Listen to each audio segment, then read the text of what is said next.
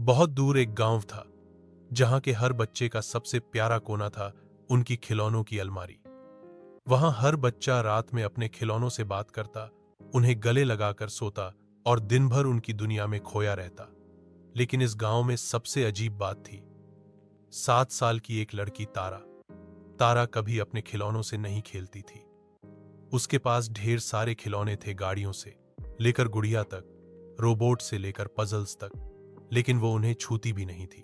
तुम्हें ये किस लिए चाहिए? उसकी मां ने एक दिन पूछा। तारा बोली, बस रखने के लिए। मुझे अब इनसे खेलना अच्छा नहीं लगता। पर उस रात कुछ हुआ।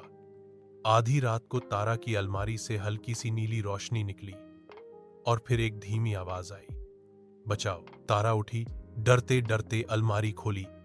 एक पुराना टेडी बियर अपने आप गिरा। मैं हूं टोबो, खिलौनों के शहर से आया हूं। वह बुदबुदाया, हमारा शहर खतरे में है, हमें तुम्हारी जरूरत है। शहर? कौन सा शहर? तारा चौंकी। जहां सारे छोड़े गए, भूले गए और नजरअंदाज किए गए खिलौने रहते हैं, उसे कहते हैं खिलौनों का खोया शहर। पर मैं कैसे जा सकती हूं? टोबो ने कहा। अगर किसी बच्चे की कल्पना अब भी थोड़ी भी जिंदा हो तो वो वहां जा सकता है। बस अपनी आंखें बंद करो और एक बार फिर किसी खिलौने को दोस्त समझो।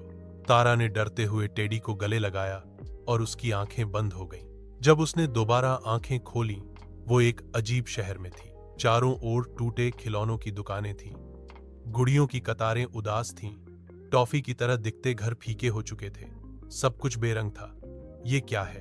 तारा ने पूछा। ये कभी रंग बिरंगा चहकता शहर था, टोबो बोला। पर जैसे जैसे बच्चों ने हमें अनदेखा करना शुरू किया, इस शहर की जान जाती रही। अब ये पूरी तरह मिटने वाला है। तो मैं क्या कर सकती हूं? तुम्हें 3 हिस्सों से होकर गुजरना होगा। भूले हुए खिलौनों की गली, टूटी कहानियों की लाइब्रेरी और भावनाओं का सुनसान पार्क। हर जगह तुम्हें अपना एक हिस्सा देना होगा। ध्यान, सच्चाई और दया। तभी ये शहर फिर से जीवित हो सकेगा। तारा ने हामी भरी और उसकी यात्रा शुरू हुई। पहली गली में वो पुराने खिलौनों से मिली। एक पहिए वाला रोबोट, एक आंख वाली गुड़िया, एक दबी हुई गेंद। सबने पूछा, क्या तुमने हमें छोड़ दिया था? तारा ने डरते हुए जवाब दिया, हां, मैंने आपको नजरअंदाज किया, मुझे माफ करो। गली ने अचानक रंग पकड़ना शुरू किया। फिर वो पहुंची टूटी कहानियों की लाइब्रेरी में। वहां किताबें थीं जिनके पन्ने गायब थे, कहानियां अधूरी थीं। हर किताब किसी बच्चे की अधूरी कल्पना थी। एक किताब तारा के पास आई। उसका नाम था मैं और मेरा उड़ता हाथी। तारा ने मुस्कुराकर पन्ने पूरे किए और वो हाथी सच में उड़ता हुआ बाहर निकल आया। लाइब्रेरी चमक उठी। आखिर में वो पहुंची भावनाओं के सुनसान पार्क में, जहां झूले रुक चुके थे, हंसी की आवाजें गायब थीं और हर कोना उदासी से भरा था। तारा बैठ गई और पहली बार उसने खिलौनों के लिए रोया।